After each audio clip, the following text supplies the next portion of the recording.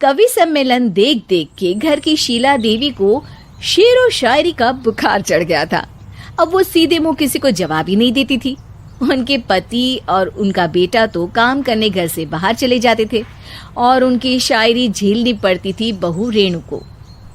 अब सास बोलती नहीं, अर्ज करती थी, संदूक पे रखी संदूक, संदूक में रखे झुमके, बहू झुमके निकाल के दे मेरे, कहाँ लगा रही है ठुमके।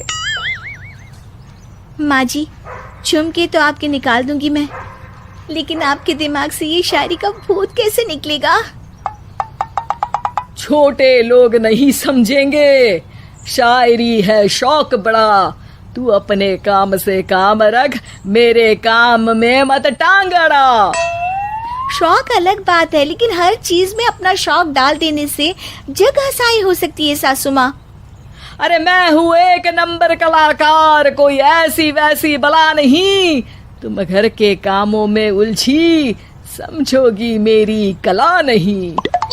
ठीक है माँ जी, आप नहीं समझती तो कोई बात नहीं, लाओ मैं आपके झुमके ही निकाल कर दे देती हूँ। बहू सास के झुमके निकाल कर देती है और वहां से चली जाती है। शाम को बहू अपने पति से शिकायत करती है, सुनिए जी, आप माँ को कुछ समझाते क्यों नहीं? अरे क्या समझाना है माँ को? अरे अपनी शायरी थोड़ी कम करे ना। अरे तुमको उनकी शायरी से क्या दिक्कत है? अरे मुझे नहीं, पर पड़ोस में सब लोग हंसते हैं, कहते हैं बुढ़ापे में लोग सठिया जाते हैं, लेकिन शीला जी तो शायर हो गई हैं। अरे लोगों का काम है कहना, लोगों की बातों का क्या टेंशन लेना। अरे वाह, मैंने भी शेर कह दिया, वाह वाह वाह वाह। देख लो, तुमसे किसी ने कहा नहीं और तुम्हारे सामने कोई माँ की बुराई नहीं करता तो तुमको फर्क नहीं पड़ रहा। अरे तुम खामखा की बात का बतंगड़ बना रही हो। चलो चाय बना कर ले आओ मेरे लिए, साथ पियेंगे, कोई ढंग की बातें करेंगे। रेणु चाय बनाने लगती है। पहले वो अपने पति को चाय देती है, फिर सास को और आखिर में अपने ससुर को। लेकिन वो देखती है कि ससुर जी कुछ परेशान से हैं। क्या हुआ ससुर जी, कोई बात हो गई है क्या? अरे तेरी सास बात बात पे शायरी करती है। कल मैंने पूछा कि खाना खाया तो तेरी सास ने क्या जवाब दिया पता है?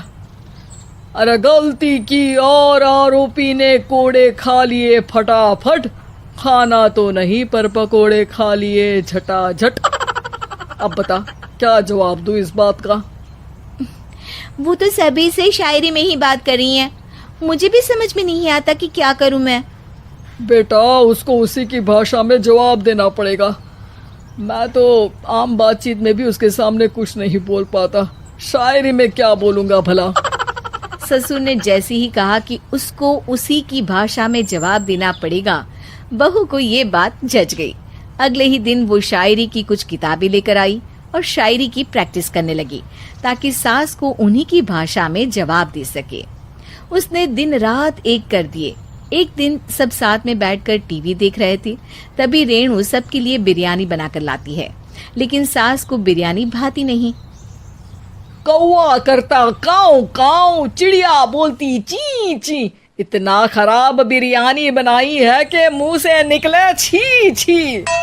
बस इसी मौके का तो बहू को इंतजार था, क्योंकि अब बहू सास को उसी की भाषा में जवाब देने के लिए तैयार थी। माँ जी, हमको अपनी ये बेकार शायरी ना सुनाइए, जैसी भी बनी है बिरयानी चुपचाप खाइए। ससुर जी और रेणु के पति ने रेणु का जवाब सुनते ही जोर से ताली बजाई और सास ने जब रेणु का शायराना जवाब सुना तो उनके गले में बिरयानी अटक गई। बहू ने एक और शायरी का तीर छोड़ा।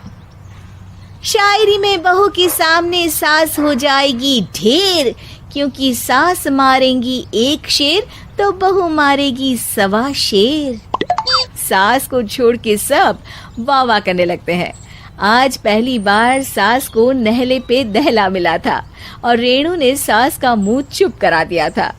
अगले दिन रेणु का पति उससे कहता है, अरे वाह, तुमने तो माँ की बोलती बंद कर दी, मजा आ गया।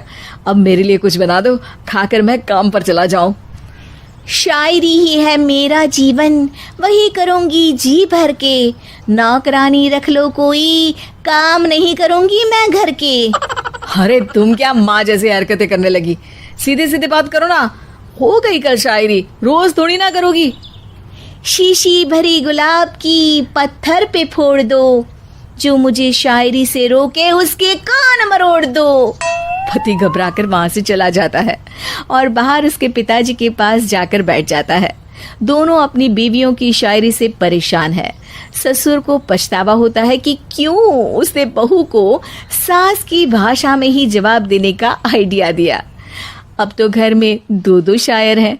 दोनों एक साथ दुखी स्वर में कहते हैं, हम दोनों की ही बीवियां जब से शायर हो गई है, क्या बताएं, जिंदगी एक फटा हुआ टायर हो गई है।